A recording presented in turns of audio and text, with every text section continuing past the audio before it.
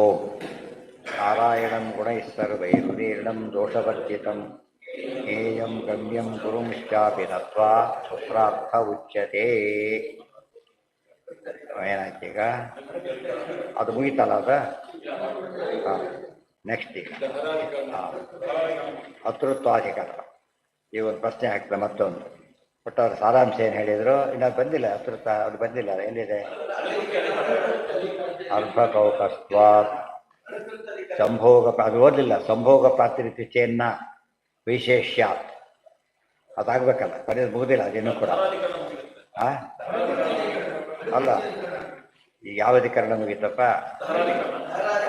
ಯಾರಾಧಿಕರಣ ಮೂರನೇ ಪಾದದಲ್ಲಿ ಮುಗಿದೋಗಿದೆ. ಹಾಂ, ಆಯ್ತು. ಹಾಂ, ರೈಟ್ ರೈಟ್.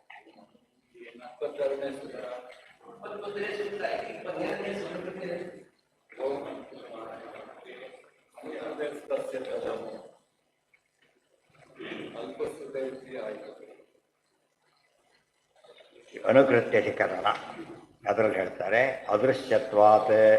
ಅದೃಶ್ಯತ್ವಾದಯ ಪರಮೇಶ್ವರ ಗುಣಾ ಉಕ್ತಾ. ಅದೃಶ್ಯತ್ವ ಮೊದಲಾದವುಗಳೆಲ್ಲ ಯಾರ ಗುಣಗಳವು? ಪರಮಾತ್ಮನ ಗುಣಗಳು. ತೇಷಾಂ ಸುಖಂ ಶಾಶ್ವತಂ ನೇತರೇಷಾಂ ತದೇತದಿತಿ ಮನ್ಯಂತೆ ಅನಿರ್ದೇಶ್ಯಂ ಪರಮಂ ಸುಖಂ ಇತ್ಯಾದಿನ ಜ್ಞಾನಿಸುಖಸ್ಯಾಪಿ ಅನಿರ್ದೇಶ್ಯತ್ವ ಅಜ್ಞೇಯತ್ವಂ ಚ ಉಚ್ಯತೆ ಇತ್ಯತೋ ಭಕ್ತಿ. ಜ್ಞಾನಿಗಳ ಸುಖ ಕೂಡ ಏನಂತ ಕರೆದಿದ್ದಾರೆ? ನೀವು ದ್ವಿಶ್ವರರು ಮಾತ್ರ ಅಂತ ಹೇಳಿದಿರಿ, ಜ್ಞಾನಿಗಳಿಗೂ ಅಂತ ಗುಣ ಇದೆ ಅಂತ ಹೇಳ್ತಾರಲ್ಲ. ಆದ್ದರಿಂದ ವಿಷ್ಣುನೇ ಜಿಜ್ಞಾಸೆ ಅಂತ ಹೇಗೆ ಹೇಳ್ತೀರಿ ಅಂದರೆ ಉತ್ತರ ಕೊಡ್ತಾರೆ. ಓಂ ಅನುಕೃತೇಸ್ತಸ್ಯ ಓಂ ತಮೇವ ಭಾಂತಂ ಅನುಭಾತಿ ಸರ್ವಂ. ಇವೆಲ್ಲ ಪ್ರತಿಬಿಂಬನೆ ಹೊರತು ಏನಲ್ಲ. ಚಿತ್ರದಲ್ಲಿ ಇದೆ ನೋಡಿ ಅಂತ ತೋರಿಸಿದೆ. ಚಿತ್ರ ಇರ್ಬೋದು, ವ್ಯಕ್ತಿ ಇರ್ಬೋದು. ಆ ಚಿತ್ರಕ್ಕೂ ವ್ಯಕ್ತಿಗೆ ಎಷ್ಟು ವ್ಯತ್ಯಾಸ ಇದೆ. ನೋಡೋದಕ್ಕೆ ಹ್ಯಾಕೆ ಕಾಣಿಸುತ್ತದು? ಲೈಫ್ ಸ್ಟೈಲ್ ಸ್ಟ್ಯಾಚ್ಯೂ ಮಾಡಿಬಿಟ್ರೆ ಹ್ಯಾಕೆ ಕಾಣ್ತಾನೆ? ಅವನೇ ಇದ್ದಾಗಿರ್ತಾನೆ. ಲೈಫ್ ಸ್ಟೈಲ್ ಫೋಟೋ ಎನ್ಲಾರ್ಜ್ ಮಾಡಿ ಹಾಕಿಬಿಟ್ರೆ ನೀಟಾಗಿ, ಕಲರ್ ಫೋಟೋ ಹಾಕಿಬಿಟ್ರೆ ಅವ್ರು ಕೂತಾಗ ಕಾಣಿಸ್ತದೆ, ಅವರೇ ಕೂತಾಗ ಕಾಣಿಸ್ತದೆ. ಗೊತ್ತಾಯ್ತಾ? ನೋಡಿದ್ರಾ? ಅವ್ರ ಗುಣ ಇಲ್ಲಿ ಬರಲಿಲ್ಲ ಅಂತ ಕೇಳಿದರೆ ಎಲ್ಲಿ ಸಂಬಂಧ ಅಂತ ಹೇಳ್ತಾರೆ. ಯಾವ ಸಂಬಂಧ ಇದೆ ಅದರೊಳಗೆ? ತದೇತ ಓಂ ಅನುಕೃತೇಸ್ತಸ್ಯ ಚ ಓಂ ತಮೇವ ಭಾಂತಂ ಅನುಭಾತಿ ಸರ್ವಂ ಇತ್ಯನುಕೃತೆ. ಪರಮಾತ್ಮನ ಅನುಕೃತಿ ಅನುಸೃತ್ಯ ಕೃತಿ. ಅನುಕೃತಿ ಅನುಸೃತ್ಯ ಕೃತಿ. ಪ್ರತಿಬಿಂಬ ಏನು ಮಾಡುತ್ತೆ? ಬಿಂಬಕ್ಕೆ ತಕ್ಕಂತೆ ಬಿಹೇವ್ ಮಾಡುತ್ತೆ. ಆದ್ದರಿಂದ ಅದು ಸ್ವಂತ ಅಲ್ಲ. ಅದು ನಾವು ಎಲ್ಲಿ ದೇವರಿಗೂ ಗುಣಗಳು ಹೇಳಿದ್ದೇವೆ. ಏನು ಗುಣಗಳವೆಲ್ಲ? ಸ್ವಾಭಾವಿಕ ಗುಣಗಳೇ ಹೊರತು ಅವು ಇನ್ನೂ ಪ್ರತಿಬಿಂಬ ಅಲ್ಲ. ಜೀವರಿಗೆ ಏನೇನಿದೆಯೋ, ಏನು ಮಹಾಲಕ್ಷ್ಮಿ ಎಲ್ಲ ಗುಣಗಳು ಕೂಡ ಏನವೋ? ವಿಶ್ವ ಸ್ಥಿತಿ ಪ್ರಳಯ ಸರ್ಗ ಮಹಾವಿಭೂತಿ ವೃತ್ತಿ ಪ್ರಕಾಶ ನಿಯಮ ಆವೃತ್ತಿ ಬಂಧ ಮೋಕ್ಷಾ ಯಶ್ಯ ಅಪಾಂಗರವ ಮಾತ್ರದ ಊರ್ಜಿತ. ಇಷ್ಟೇ ಓದಿಬಿಟ್ರೆ ಮಹಾಲಕ್ಷ್ಮೀ ದೇವಿ ಸರ್ವೋತ್ತಮರಾಗಿಬಿಡ್ತಾರೆ. ಕೊನೆಯ ಶ್ರೀರತ್ ಕಟಾಕ್ಷ ಬಲವ ದೈತಂ ನಮಾಮಿ. ಇಷ್ಟೆಲ್ಲ ಆದರೂ ಕೂಡ ಏನು ಮಾಡಲಿಕ್ಕೆ ಯಾವ ಸಾಧ್ಯ? ಅವರು ಅನುಗ್ರಹ ಮಾಡಿದರೆ ಮಾತ್ರ. ಅಲ್ಲಿ ಮುಗಿತು. ಬಿಂಬದ ಅನುಗ್ರಹ ಮಾಡಿದರೆ ಮಾತ್ರ ಪ್ರತಿಬಿಂಬಕ್ಕೆ ಆಕ್ಟಿವಿಟಿ ಶುರುವಾಗೋದು. ದೇರ್ಫೋರ್ ಈ ಪದ ಎಲ್ಲರಿಗೂ ಉಪಯೋಗಿಸಬೇಕು ನಾವು. ಆ ದೃಷ್ಟಿಯಲ್ಲಿ ಅದು ಅನುಕೃತಿಯ ಹೊರತು ಕೃತಿಯ. ದೇವರಿಗೆಲ್ಲ ಕೃತಿ, ದುಡ್ದಲ್ಲ ಅನುಕೃತಿ. ಅನುಕೃತಿ. ಮತ್ತೆ ಯಾಕೆ? ಮಹಾಲಕ್ಷ್ಮಿಗಾರು ಡೈರೆಕ್ಟ್, ಉಳಿದವರಿಗೆಲ್ಲ ಅವರಿಂದ ಬಂದ ಎಂತ್ ಕಾಪಿ ಅಂತೀವಲ್ಲ ಹಾಗೆ. ಎಂತ್ ಕಾಪಿ ಹೇಗಿರುತ್ತೆ? ಸೈಕ್ಲಸ್ಟೈಲ್ ಮಾಡಿಸಿದ್ರಿ ಹಿಂದೆ. ಎರಡು ಒಂದೇ ಪರವಾಗಿಲ್ಲ, ಎರಡು ಮೂರು ಬರ್ತಾ ಅದು ನೋಡ್ಕೋಬೇಕಷ್ಟೇ. ಕಾಪಿ ಅಂತ ಬರೆದಿದ್ದು ಕಾಣಿಸ್ಬೇಕು, ಒಂದೇನೋ ಕಾಣಿಸೋದಿಲ್ಲ. ಎಲ್ಲ ಡಲ್ ಆಗ್ತಾ ಬಂದ್ಬಿಡುತ್ತೆ. ಒಂದು ಇಷ್ಟು ಲಿಮಿಟ್ ಇರುತ್ತೆ, ಜಾಸ್ತಿ ತೊಗೊಂಡ್ರೆ ಅಷ್ಟೇ. ಅದೇ ರೀತಿ ಆಗುತ್ತೆ. ಮೇಲೆಲ್ಲ ತಮೋಯೋಗಿ ಹೇಗಿರ್ತಾರೆ ಅಂದರೆ ಯಾವ ಗುಣ ಅಕ್ಷರಗಳೇ ಇಲ್ಲ ಅದರೊಳಗೆ. ಬರೀ ಪೇಪರ್ ಕೊಂಡೆ ಸತ್ವ ಮಾತ್ರ, ಇನ್ಯಾವುದು ಉಳ್ಕೊಂಡೇ ಇಲ್ಲ. ಆ ಥರ ಆಗುತ್ತೆ. ಫಸ್ಟ್ ಕಾಪಿ ಹೇಗಿರುತ್ತೆ ಯಾವಾಗಲೂ? ಪ್ಯಾರಿಟಿ. ಅದಕ್ಕೆ ಮಹಾಲಕ್ಷ್ಮಿ ಫಸ್ಟ್ ಕಾಪಿ. ಸೆಕೆಂಡ್ ಬ್ರಹ್ಮವಾಯುಗಳು. ಜೀವರಲ್ಲಿ ತೊಗೊಂಡ್ರೆ ಇವರೇ ಫಸ್ಟ್ ಕಾಪಿ. ಆದ್ದರಿಂದ ಫುಲ್ ಹೇಗೆ ಕಾಣಿಸ್ತಾರೆ? ಆಚಾರ ಕೂತಿದ್ರೆ ದೇವ್ರ ಕೂತ ಕಾಣಿಸ್ತಿರ್ತದೆ. ವೇದವರಾತ ಸುದರ್ಶನ ಅಂತ ಹೇಳ್ತಾ ಮಧ್ವಾಖ್ಯ ನಾರಾಯಣ. ಆಚಾರ ಸಾಕ್ಷಾತ್ ದೇವ್ರ ಗಂಡ ಕಾಣ್ತಿದ್ರು. ಮತ್ತು ದೇವ್ರು ನೋಡಿ ನಮಗೆ ಮಾಡೆಲ್ ಮಾಡ್ಕೊಳ್ಳೋಕೆ ಬರಲ್ಲ, ಕಾಣಿಸೋದೇ ಇಲ್ಲ. ಆಚಾರ ನೋಡಿ ಮಾಡೆಲ್ ಮಾಡ್ಕೊಂಡ್ಬಿಟ್ರೆ ಆ ಚಿತ್ರ ದೇವರು ಚಿತ್ರವಾಗುತ್ತೆ ಅಂತ ಹೇಳ್ತಾರೆ. ಸಾಕ್ಷಾತ್ ಪ್ರತಿಭಾ ಲಕ್ಷಣಾಯ ಲಕ್ಷಣ ಮಧ್ಯದಲ್ಲಿ ಹೇಳ್ತಾರೆ. ದೇವ್ರ ಪ್ರತಿಮೆ ಮಾಡಬೇಕು ಅಂತಿದ್ರೆ ಆಚಾರ್ಯನ ನೋಡ್ಕೊಂಡು ಪ್ರತಿಮೆ ಮಾಡಿಬಿಟ್ರೆ ಹೇಗಾಗುತ್ತೆ? ಅದು ದೇವ್ರ ಪ್ರತಿಮೆ ಆಗಿಬಿಡುತ್ತೆ. ಯಾಕೆ? ಅವರೇ ಮುಖ್ಯ ಪ್ರತಿಮೆ. ಪರಮಾತ್ಮನ ಮುಖ್ಯ ಪ್ರತಿಮೆ ಯಾರು? ವಾಯುದೇವರೇ. ಇದು ಅವಾಗ ಅರ್ಥ ಆಗುತ್ತೆ. ನಹಿ ತಸ್ಯ ಭಾಸಾ ಸರ್ವವಿಧಂ ವಿಭಾತಿ. ಸೂರ್ಯ ಚಂದ್ರ ಎಲ್ಲರೂ ಕೂಡ ಬೆಳಕು ಕೊಡೋದು ಯಾರಿಂದ? ದೇವರಿಂದ. ಇತಿ ವಚನಾಚ್ಚ ಪರಮಾತ್ಮ ಏವ ಅನಿರ್ದೇಶ ಸುಖರೂಪ. ಅನಿರ್ದೇಶ್ಯತ್ವ ಅಂದ್ರೇನು, ಹೇಳಕ್ಕಾಗದಂಥ ಸುಖ, ಅಪ್ರಾಕೃತವಾದ ಸುಖ ದೇವರಿಗೆ ಮಾತ್ರ ಇರೋದು, ಸ್ವಾತಂತ್ರ್ಯ ಇರೋದು. ನಹಿ ಜ್ಞಾನಿ ಸುಖಂ ಅನುಭಾತಿ ಸರ್ವಂ ನ ಚ ತದ್ಭಾಸ. ಯಾವ ಜ್ಞಾನಿಗಳ ಸುಖ ಕೂಡ ಸೆಲ್ಫ್ ಲ್ಯೂಮಿನೆಸೆಂಟ್ ಅಲ್ಲ, ದೇವರ ಅದರಿಂದನೇ ಬರಬೇಕು. ನಹಿ ಅಹಂ ತತ್ತೇಜೋರಸ್ಮಿನ್ನಿತಿ ನಾರಾಯಣ ಭಾಸಾ ಇತಿ ಸರ್ವಂ ಭಾತಿ.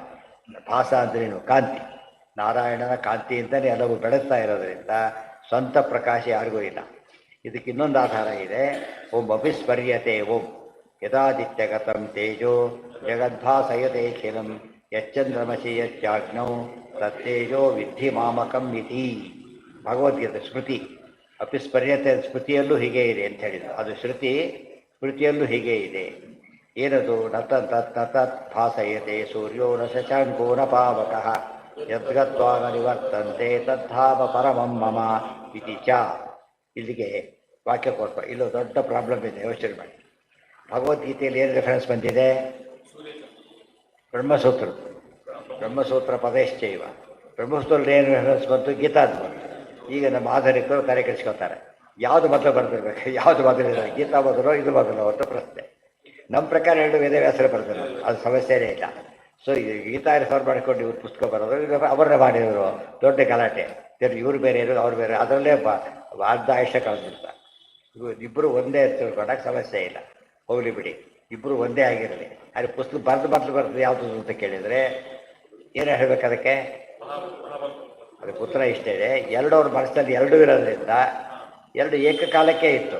ಬರೆಯೋದು ಫಸ್ಟು ಸೆಕೆಂಡು ಇಂಪಾರ್ಟೆಂಟ್ ಅಲ್ಲ, ಮನಸ್ಸಲ್ಲಿ ಎರಡೂ ಇತ್ತು ಅಷ್ಟೇ. ಎಷ್ಟೊತ್ತ ಕೇಳ್ತಾರೆ, ಇದನ್ನು ಈ ಗ್ರಂಥ ನೋಡ್ಕೊಂಬಿಡಿ ಅಂದ್ಬಿಡ್ತಾರೆ, ಈ ಪುಸ್ತಕ ರೆಫರ್ ಮಾಡಿಕೊಡಿ ಅಂತ.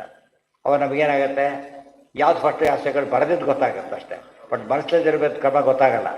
ಮನಸ್ಸಲ್ಲಿ ಮೊದಲು ಇದ್ದಿದ್ದು ಎಷ್ಟು ಸರ್ತೆ ಆಮೇಲೆ ಬರೆದು ಮೊದಲು ಪಬ್ಲಿಷ್ ಆಗಿ, ಮೊದಲು ಬರೆದು ಆಮೇಲೆ ಪಬ್ಲಿಷ್ ಆಗ್ಬೋದು. ಕೆಲವು ಪಬ್ಲಿಷ್ ಆಗದೇ ಹೋಗ್ಬೋದು, ಕೆಲವು ಉಳ್ಕೊಂಡ್ಬಿಡ್ಬೋದು ಅಷ್ಟೇ. ಅದು ಯಾವುದು ಏನಲ್ಲ, ಸಮಸ್ಯೆ ಅಲ್ಲ. ಇವ್ರೇನು ಸಮಸ್ಯೆ ಮಾಡ್ಕೊತಾರೆ ಅಂದರೆ, ಇದನ್ನು ಅದು ರೆಫರ್ ಮಾಡಿರೋದ್ರಿಂದ ಮೊದಲು ಬ್ರಹ್ಮಸೂತ್ರ, ಮೊದಲು ಗೀತೆನೋ ಅದ್ರ ಬಗ್ಗೆ ಕನ್ಫ್ಯೂಷನ್ ಮಾಡಿ ಓದೋರಿಗೆ ಕನ್ಫ್ಯೂಷನ್ ಕ್ರಿಯೇಟ್ ಆಗ್ತದೆ. ಅವರಿಗಿಂತ ಹೆಚ್ಚಾಗಿ ಓದೋರು ಪ್ರಾಬ್ಲಮ್ ಒಳಗಾಗ್ತಾರೆ. ಅದಲ್ಲ, ಎರಡು ಒಬ್ಬರೇ ಬರೆದಿದ್ದು ಪ್ರೂಫ್ ಅಷ್ಟೇ. ಇನ್ನೊಬ್ರಿಗಂತ ಅವ್ರು ಕೋಟ್ ಮಾಡೋ ನೆಸಿಟಿ ಇಲ್ಲ. ಸೊ ಎರಡು ಇವರೇ ಬರೆದವರು, ಎರಡು ಅವ್ರ ಮನಸ್ಸಲ್ಲಿ ಇದ್ದೇ ಇತ್ತು. ಆದ್ದರಿಂದ ಅದರಲ್ಲಿ ಇದೆ, ಇದರಲ್ಲಿ ಅದಿದೆ. ಯೋಚನೆ ಮಾಡೋಕ್ಕೆ ಅವ್ರು ಪರ್ಫೆಕ್ಷನ್ ಬರ್ತದೆ. ಜೊತೆಗೆ ಉಳಿದವರೇ ಸಾಮಾನ್ಯ ನಮ್ಮ ಗ್ರಂಥ ಅನ್ಕೊಂಡ್ಬಿಟ್ಟಿರ್ತಾರೆ. ದೇವರು ಯಾರು? ಸರ್ವಜ್ಞ, ಯಾರಾಧ್ಯ, ಎಲ್ಲವನ್ನೂ ನೋಡೋ ಪರಮಾತ್ಮನಿಗೆ ಈ ಕ್ರಮದ ಪ್ರಶ್ನೆ ಬರೋದೇ ಯಾವುದಕ್ಕೆ ಅಲ್ಲ. ಯಾಕೆ ಬ್ರಹ್ಮಸೂತ್ರ ಬರೆದ್ರೆ ವೇದವ್ಯಾಸ ರೂಪದಿಂದ, ಇದು ಬರೆದು ಕೃಷ್ಣ ರೂಪದಿಂದ ಅಲ್ಲ. ಅಲ್ಲ ಅಲ್ಲ ಮಹಾಭಾರತ ಬರೆದಿದ್ದು ಮೊದಲೇ ಬರ್ತೀನಿ. ಅದರಿಂದ ಮೊದಲು ಬಂದು ಯಾವ್ದು ಬಂತೀಗ? ಗೀತಾ ಬಂತ.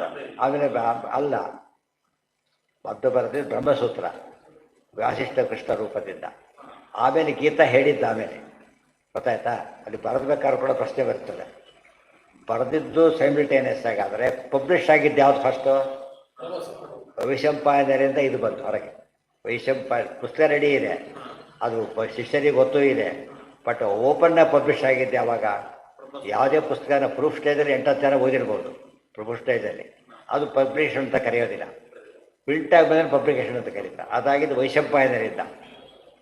ಜನಮೇಜಿಗೆ ಹೇಳಬೇಕಾದ್ರೆ ಪಬ್ಲಿಷ್ ಆಯಿತು. ಗೀತಾ ಏನಾಗಿತ್ತಾಗ ಅಷ್ಟೊತ್ತಿಗೆ ಅರ್ಜುನ ಕೇಳಿ ಎಲ್ಲ ಗೊತ್ತಾಗ್ಬಿಟ್ಟಿತ್ತು ಜನಗಳಿಗೆ. ಸೊ ಎರಡು ಒಂದೇ ಕಾಲಕ್ಕಾದರೂ ಕೂಡ ಏನಾಯಿತು? ಪಬ್ಲಿಕೇಶನ್ ಡೇಟ್ ಹೆಚ್ಚು ಕಡಿಮೆ, ಆದ್ದರಿಂದ ಸಮಸ್ಯೆ ಬರುತ್ತೆ. ಉಪದೇಶ ಕ್ರಮ ತಗೊಂಡಾಗ ಗೀತಾ ಉಪದೇಶ ಮಾಡಿದ್ದ ಆಮೇಲೆ ಮಾಡ್ತೀವಿ ಅಂತ ಮೊದಲು ಬರೆದಿಟ್ಟಿದ್ದು ಮತ್ತು ಪಬ್ಲಿಷ್ ಆಗಿದ್ದ ಆಮೇಲೆ. ಮಹಾಭಾರತಗಳು ಮೊದಲೇ ಬರೆದಿದ್ದು, ಪಬ್ಲಿಷ್ ಆಗಿದ್ದ ಆಮೇಲೆ. ಆ ದೃಷ್ಟಿಯಲ್ಲಿ ಬೇರೆ ಬೇರೆ ಕನ್ಫ್ಯೂಸ್, ಅದೆಲ್ಲ ಹೋಗಿ ಇನ್ನೂ ಕನ್ಫ್ಯೂಸ್ ಮಾಡ್ಕೊಂಡ್ಬಿಡ್ತಾರೆ. ಇಷ್ಟು ಕಮ್ಮಿ ಜಾಸ್ತಿ ಇದೆ, ಅದೆಲ್ಲ ಹೇಳ್ಬಿಟ್ಟು ಇನ್ನೂ ತಲೆ ಕೆಡಿಸ್ಬಿಟ್ಟು ಎಷ್ಟೋ ವಿಷಯ ಗೊತ್ತಿರೋದಿರೋದೇ ಕ್ಷೇಮ. ಅಲ್ಲಿಗೆ ನಾಳೆ ದಿವಸ ಅನುಕೃತಿ ಅಧಿಕರಣ, ಒಟ್ಟು ಪ್ರತಿಬಿಂಬ ಅಂತ ಅರ್ಥ. ಅದಕ್ಕೆ ನಾಳೆ ದಿವಸ ಯಾವ ಅಧಿಕರಣ ಬರುತ್ತೆ? ಈಗ ವಾಮನಾಧಿಕರಣ. ಸರ್ವೇಂದ್ರಿಯ ಪ್ರೇರಕೇಣ ಶ್ರೀಪ್ರಾಣಪತಿನೇಹಿತಃ ಯದವೋಚಮಹಂ ತೇನ ಪ್ರೀಯತಾಂ ಕಮಲಾಲಯಃ.